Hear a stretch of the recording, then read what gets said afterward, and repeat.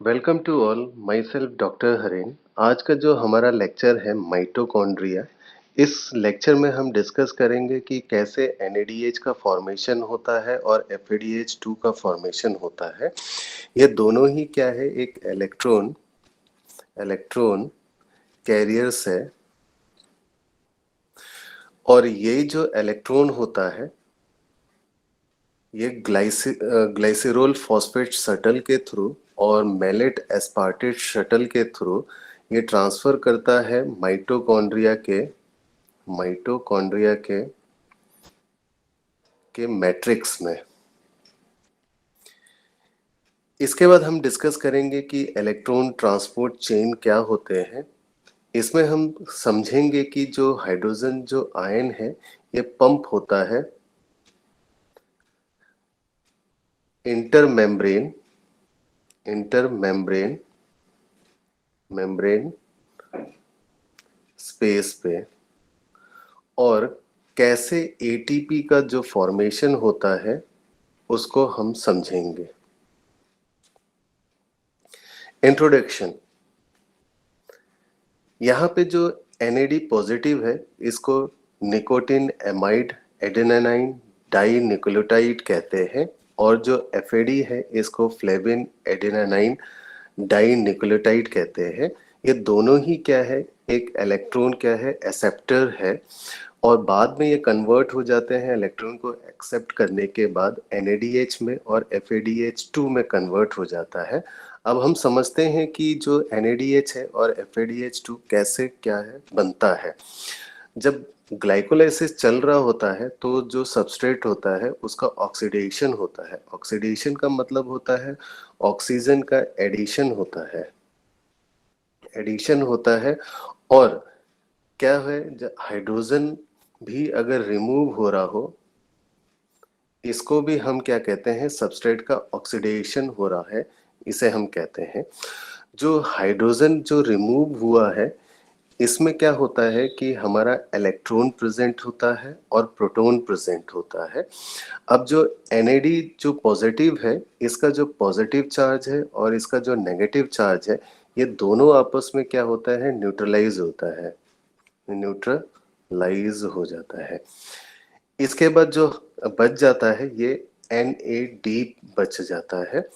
अब हम क्या करते हैं कि ये जो हाइड्रोजन है इसको इसके साथ ही लिख देते हैं, तो अब हमारा जो कंपाउंड बन जाता है वो NADH बन जाता है।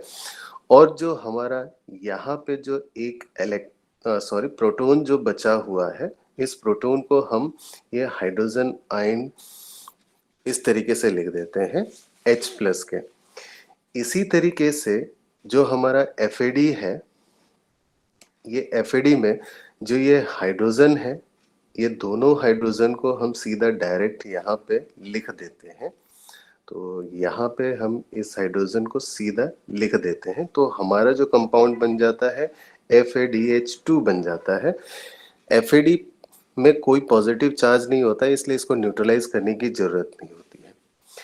अब जब ड्यूरिंग द ग्लाइकोलाइसिस जब चल रहा होता है तो NADH का फॉर्मेशन होता है, तो और NADH में क्या है कि 2 इलेक्ट्रॉन प्रेजेंट होता है।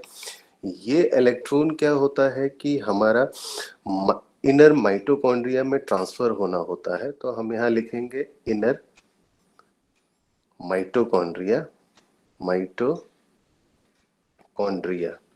में ट्रांसफर होना होता है। अब अगर इनर माइटोकॉन्ड्रिया की भी अगर हम बात करें, यानी हम मैट्रिक्स की बात कर रहे हैं कि मैट्रिक्स में ये ट्रांसफर होना जरूरी है ये इलेक्ट्रॉन, ताकि हमारा क्या हो, एटीपी का फॉर्मेशन हो सके। बट ये जो NADH है ये क्या होता है, इम्परमिएबल होता है। इनर माइटोकॉन्ड्रियल जो मेम्ब्रेन होता है उसमें इम्परमिएबल होता है, और इसका जो इलेक्ट्रॉन जो प्रेजेंट होता है NADH के अंदर, ये रिक्वायर्ड होता है हमारे इलेक्ट्रॉन ट्रांसपोर्ट चेन के लिए।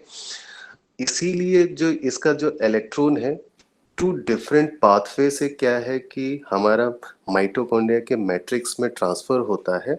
एक पाथवे को हम कहते हैं ग्लाइसिरोल फॉस्फेट शटल कहते हैं, दूसरे को हम कहते हैं मैलेट एस्पार्टेट शटल कहते हैं।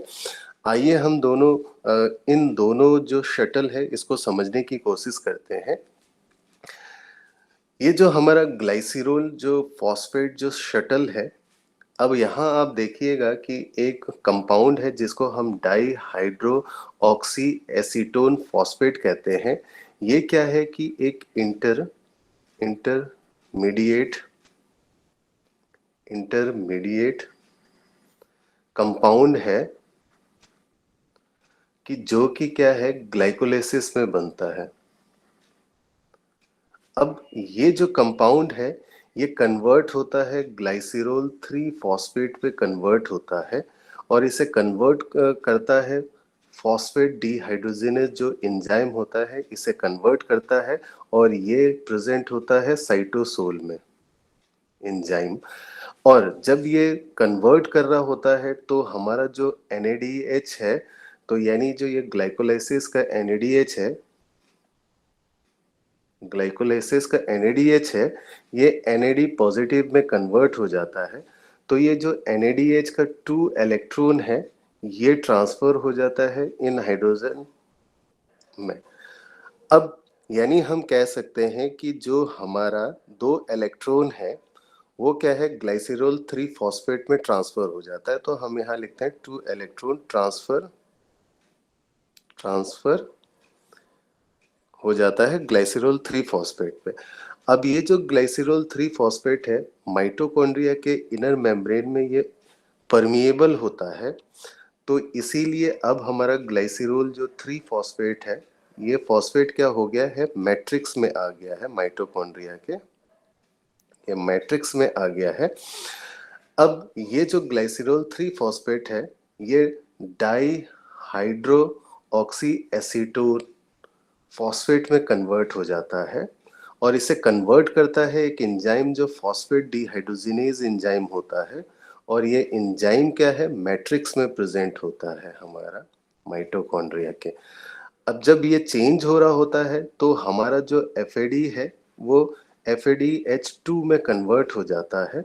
तो यानी जो ग्लाइसिरोल 3 फॉस्फेट पे जो हमारा 2 इलेक्ट्रॉन था ये ट्रांसफर हो जाता है हमारा FADH2 में। तो हमने देखा है कि अब हमारा जो इलेक्ट्रॉन है वो NADH से ग्लाइसिरोल 3 फॉस्फेट पे ट्रांसफर हुआ हमारा इलेक्ट्रॉन, फिर उसके बाद ग्लाइसिरोल 3 फॉस्फेट से हमारा FADH2 में हमारा इलेक्ट्रॉन ट्रांसफर हुआ। अब इलेक्ट्रॉन एक और तरीके से मैट्रिक्स में ट्रांसफर होता है, इसको हम कहते हैं मैलेट एस्पार्टेट शटल कहते हैं। तो ये जो मैलेट एस्पार्टेट शटल है हम देख रहे हैं कि ये जो ऑक्सलेट है हमारा ऑक्सलेट है, ये जो ऑक्सलेट है ये हमारा इंटरमेम्ब्रेन स्पेस पे प्रेजेंट होता है ऑक्सलेट। ये ऑक्सलेट कन्वर्ट होता है मैलेट में कन्वर्ट होता है और इसको कन्वर्ट करता है एक एंजाइम जिसको हम कहते हैं मैलेट डी हाइड्रोजिनेज एंजाइम। और जब ये चेंज हो रहा होता है तो हमारा जो NADH है, तो ये आप देख रहे हैं NADH है, ये NADH ग्लाइकोलाइसिस का है, ग्लाइकोलाइसिस का NADH है, ये कन्वर्ट हो जाता है NAD पॉजिटिव में। यानी जो NADH का जो 2 इलेक्ट्रॉन था, यानी हमारा 2 जो इलेक्ट्रॉन था ये ट्रांसफर हो जाता है मैलेट पे। अब ये मैलेट क्या होता है परमिएबल होता है हमारा किसके में परमिएबल होता है इनर मेम्ब्रेन में, इनर मेम्ब्रेन में ये परमिएबल होता है। अब ये जो मैलेट है ये इंटर कर जाएगा मैलेट अल्फा कीटो गुल्टारेट एंटीपोड से। तो ये मैलेट क्या है अंदर की तरफ आ जाएगा हमारा मैट्रिक्स में। जब ये मैलेट अंदर की तरफ आ रहा होता है तो तभी क्या होता है कि जो हमारा अल्फा कीटो जो गुल्टारेट है, ये अल्फा कीटो जो गुल्टारेट है ये एक इंटरमीडिएट कंपाउंड है क्रैब साइकिल का। तो ये क्या करता है, ये भी जब मैलेट अंदर आता है तो ये हमारा क्या होता है बाहर चला जाता है इसी मैलेट अल्फा कीटो गुल्टारेट एंटीपोड्स के थ्रू बाहर की तरफ। अब जो मैलेट हमारा मैट्रिक्स में आ गया है ये मेलेट क्या है कि ये कन्वर्ट हो जाता है ऑक्सोलो एसीटेट में कन्वर्ट हो जाता है और इसको कन्वर्ट करता है मेलेट डिहाइड्रोजिनेज एंजाइम, जो कि हमारा मैट्रिक्स में ही प्रेजेंट होता है। हमारा ये मैट्रिक्स में ही प्रेजेंट है। अब जब ये चेंज हो रहा होता है तो NADH जो हमारा NAD जो पॉजिटिव है ये NADH में कन्वर्ट हो जाता है, यानी जो मेलेट का जो 2 इलेक्ट्रॉन था ये ट्रांसफर हो जाता है NADH पे।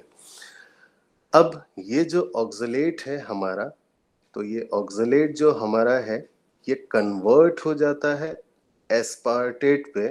तो एस्पार्टेट पे कन्वर्ट हो जाता है, इसीलिए हम इसको मेलेट एस्पार्टेट शटल कहते हैं। अब इसको चेंज करने वाला कौन सा एंजाइम है? एस्पार्टेड अमीनो ट्रांसफरेज एंजाइम होता है, जो कि ये भी मैट्रिक्स में ही प्रेजेंट होता है, मैट्रिक्स में ही प्रेजेंट है। ये एस्पार्टेट क्या है कि ये बाहर की तरफ निकल जाता है ग्लूटामेट एस्पार्टेट एंटीपोड के थ्रू। ये हमारा ये बाहर निकल गया है एस्पार्टेट, और जब ये बाहर निकलता है तो यानी बाहर की तरफ से हमारा इंटरमेम्ब्रेन स्पेस से हमारा एक जो कंपाउंड है ये अंदर की तरफ इंटर करता है, जिसको हम ग्लूटामेट कहते हैं। तो ये ग्लूटामेट क्या हो गया आपका, अंदर की तरफ आ गया मैट्रिक्स पे।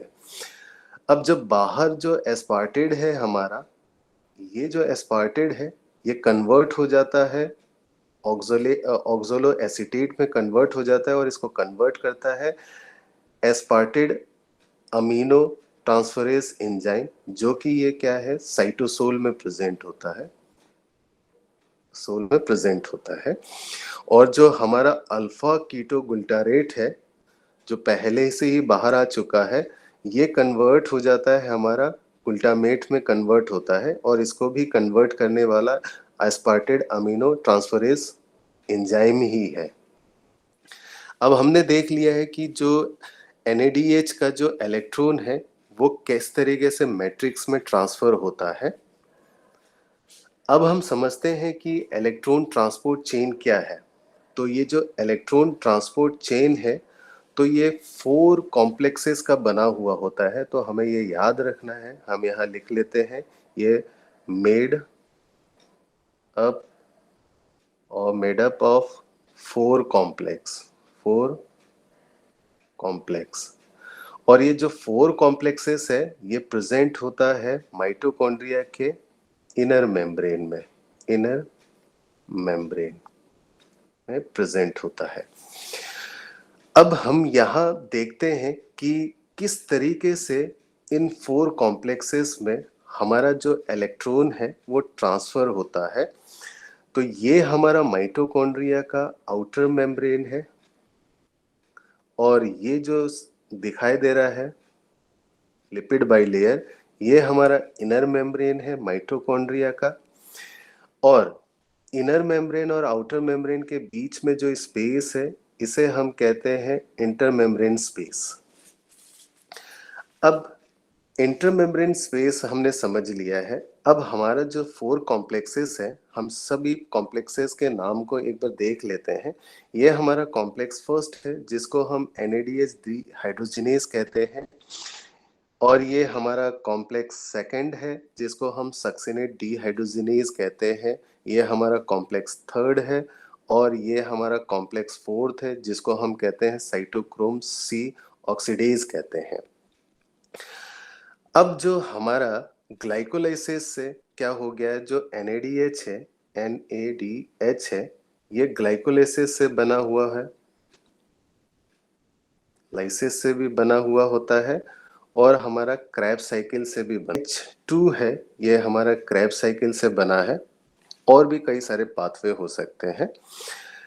अब होता क्या है कि जो FMN है हमारा, जो कॉम्प्लेक्स फर्स्ट में FMN होता है, ये FMN क्या होता है कि ये रिड्यूस कर देता है NADH को, जिसकी वजह से NADH पॉजिटिव बन जाता है, और इसी वजह से जो NADH है अपना जो 2 इलेक्ट्रॉन है FMN को ट्रांसफर कर देता है, ये 2 इलेक्ट्रॉन।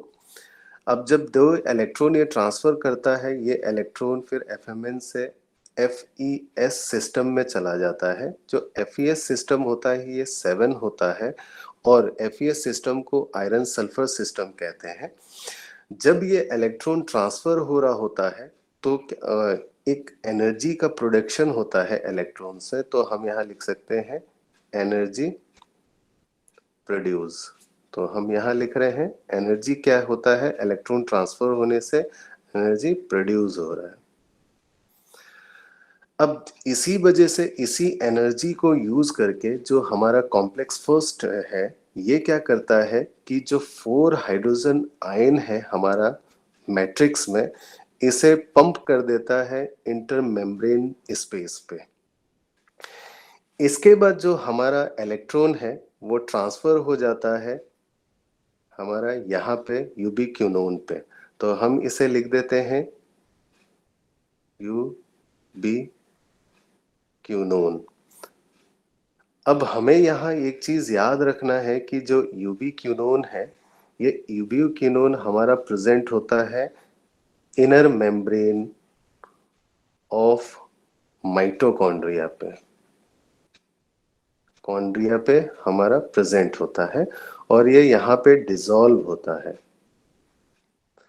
और हमें एक चीज और ये याद रखना है कि ये जो यूबिक्विनोन है, ये not a part of complex, यानी किसी भी कॉम्प्लेक्स का ये पार्ट नहीं होता है।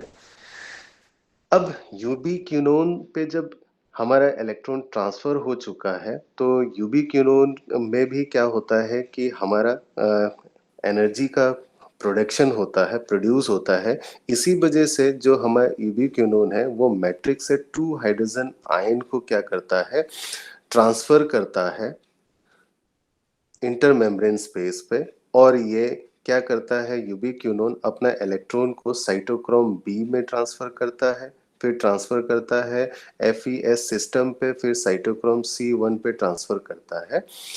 और जब ये हमारा कॉम्प्लेक्स थर्ड पे जब इलेक्ट्रॉन ट्रांसफर हो रहा होता है, तब भी एनर्जी का प्रोडक्शन हो रहा होता है, यानी प्रोडक्शन होता है। उस एनर्जी को यूज करके हमारा कॉम्प्लेक्स जो थर्ड है, ये भी 2 हाइड्रोजन जो आयन है, इसको क्या करता है कि इंटरमेम्ब्रेन में पंप कर देता है। अब हमारा यूबिक्विनोन ने 2 हाइड्रोजन आयन को क्या करा है, पंप किया है। 2 हाइड्रोजन आयन हमारा क्या है, कॉम्प्लेक्स थर्ड ने पंप किया है, तो हमारा 4 हाइड्रोजन आयन यहाँ बाहर की तरफ इंटरमेम्ब्रेन स्पेस पे पंप हो जाता है। अब कॉम्प्लेक्स थर्ड से हमारा क्या है कि जो इलेक्ट्रॉन है वो साइटोक्रोम C पे ट्रांसफर हो जाता है। अब यहाँ पे जो साइटोक्रोम C है, हमें ये चीज याद रखना है कि ये जो साइटोक्रोम C है, ये प्रेजेंट होता है इंटर मेम्ब्रेन जो स्पेस होता है वहां पे प्रेजेंट होता है।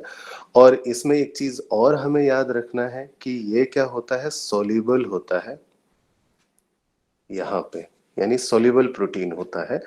तो साइटोक्रोम से जो इलेक्ट्रॉन ट्रांसफर होते हुए हमारा कॉम्प्लेक्स फोर्थ में पहुंच जाता है। कॉम्प्लेक्स फोर्थ में ये कॉपर एटम फर्स्ट के पास ट्रांसफर हो जाता है इलेक्ट्रॉन, फिर हमारा साइटोक्रोम A पे ट्रांसफर हो जाता है, फिर उसके बाद साइटोक्रोम A3 पे ट्रांसफर हो जाता है, फिर इलेक्ट्रॉन को कॉपर एटम B में ट्रांसफर कर देता है और कॉपर एटम B हमारा इलेक्ट्रॉन ऑक्सीजन को ट्रांसपोर्ट कर देता है।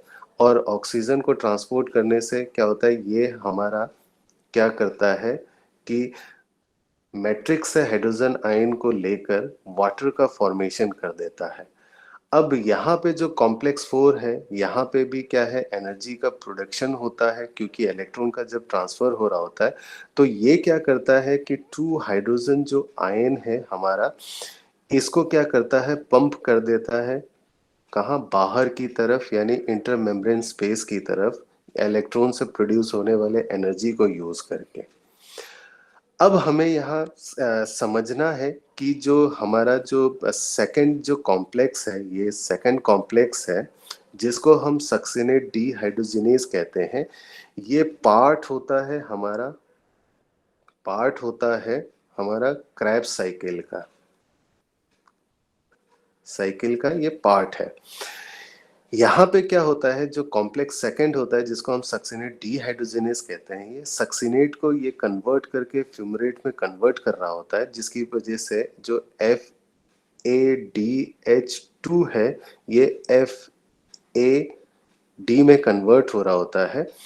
तो ये FADH2 अपना जो 2 इलेक्ट्रॉन है ये FAD को ट्रांसफर कर देता है, यहाँ पे FAD को ट्रांसफर करता है, फिर FAD क्या है, FeS को ट्रांसफर कर देता है आयरन सल्फर कॉम्प्लेक्स को, फिर उसके बाद ये ट्रांसफर कर देता है अपना जो इलेक्ट्रॉन है यूबिक्विनोन को, फिर यूबिक्विनोन इलेक्ट्रॉन को ट्रांसपोर्ट कर देता है कॉम्प्लेक्स थर्ड में, इस कॉम्प्लेक्स थर्ड में। अब कॉम्प्लेक्स थर्ड से ये साइटोक्रोम के थ्रू होता हुआ ये चला जाता है कॉम्प्लेक्स फोर्थ में इंटर कर जाता है। अब हमें यहाँ एक चीज याद रखना है कि जो कॉम्प्लेक्स जो सेकंड है हमारा, इस कॉम्प्लेक्स सेकंड में क्या होता है, हाइड्रोजन आयन क्या है, नॉट पंप होता है, यानी पंप नहीं होता है इंटरमेम्ब्रेन स्पेस पे। अब हम समझते हैं कि जो एटीपी का जो फॉर्मेशन होता है एटीपी का, वो कैसे होता है, तो इसे हम समझने की कोशिश करते हैं।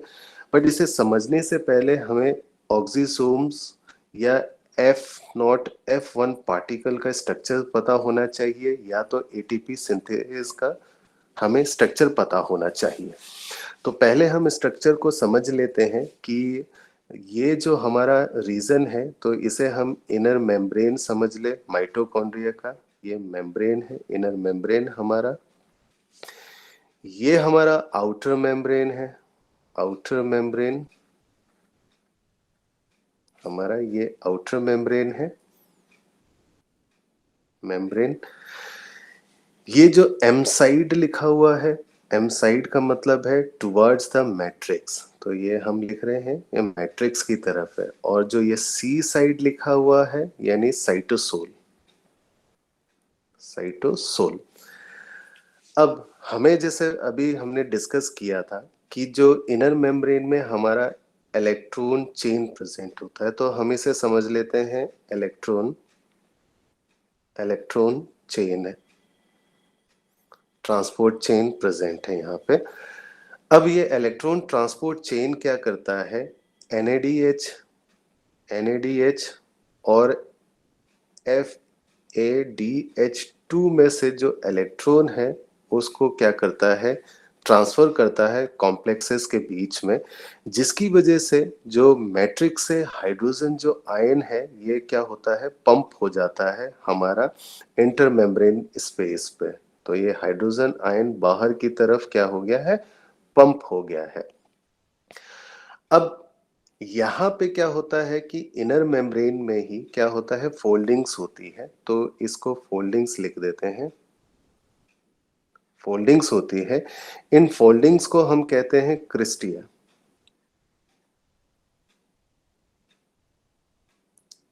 क्रिस्टिया कहते हैं। अब क्रिस्टिया में क्या है, एक स्ट्रक्चर अटैच होता है इसके साथ, जिसको हम ऑक्सीसोम F0 F1 पार्टिकल या एटीपी सिंथेसिस कहते हैं। जो इसके 3 पार्ट होते हैं, जो ये रेड वाला जो रीजन आपको दिखाई दे रहा है इसको हम बेस कहते हैं या F0 पार्टिकल कहते हैं, जिसके थ्रू हाइड्रोजन आयन क्या करता है, इंटर करता है। इसके बाद जो ये ब्लैक वाला जो आपको रीजन दिखाई दे रहा है, तो ये जो ब्लैक रीजन है इसको हम कहते हैं स्टाल्क या F5 F6 पार्टिकल कह देते हैं। और ये जो पिंक वाला जो रीजन आपको दिखाई दे रहा है इसको हम कहते हैं हेड या F1 पार्टिकल कहते हैं। अब यहाँ पे क्या होता है कि जो हाइड्रोजन आयन है हमारा, जो इंटरमेम्ब्रेन स्पेस पे हाइड्रोजन आयन है, ये आयन क्या होता है, इम्परमिएबल होता है, ये मैट्रिक्स में जा नहीं सकता है, इनर मेम्ब्रेन में इम्परमिएबल होता है। इसीलिए जो ये हाइड्रोजन आयन है ये क्या करता है, F0 F1 जो पार्टिकल है इसके थ्रू ये इंटर करता है, यानी क्रिस्टा के थ्रू इंटर करता है। जब ये इंटर कर रहा होता है तो हमारा जो हेड वाला जो रीजन है, यानी ये जो पिंक रीजन है, ये एडीपी और जो फॉस्फेट को यूज करके एटीपी का प्रोडक्शन करता है और वाटर का प्रोडक्शन करता है। और हमारा जो हाइड्रोजन आयन है ये वापस क्या है, हमारा मैट्रिक्स में आ जाता है। ये हाइड्रोजन आयन हमारा मैट्रिक्स में आ जाता है। तो यानी जो हमारा पूरा जो इलेक्ट्रॉन ट्रांसपोर्ट सिस्टम था वो इसीलिए था ताकि हमारा क्या है, एटीपी का क्या हो सके, फॉर्मेशन हो सके। तो एटीपी का जो फॉर्मेशन होता है ये 34 से लेकर 38 एटीपी का फॉर्मेशन होता है इस प्रोसेस से। आज हमने डिस्कस किया कि जो माइटोकॉन्ड्रिया में कि NADH से और FADH2 से इलेक्ट्रॉन कैसे ट्रांसपोर्ट होता है माइटोकॉन्ड्रिया के मैट्रिक्स में, जो कि हमने डिस्कस किया कि ये ग्लाइसिरोल फॉस्फेट शटल के थ्रू होता है और मेलेट एस्पार्टेट शटल के थ्रू होता है। फिर हमने क्या किया है कि डिस्कस किया है कि इलेक्ट्रॉन ट्रांसपोर्ट जो चेन है वो क्या है। इसके बाद हमने डिस्कस किया कि जो हमारा कि एनर्जी का फॉर्मेशन कैसे होता है, एनर्जी यानी एटीपी का जो फॉर्मेशन होता है वो कैसे होता है। आई होप आप सभी को ये लेक्चर समझ में आया होगा। Thank you.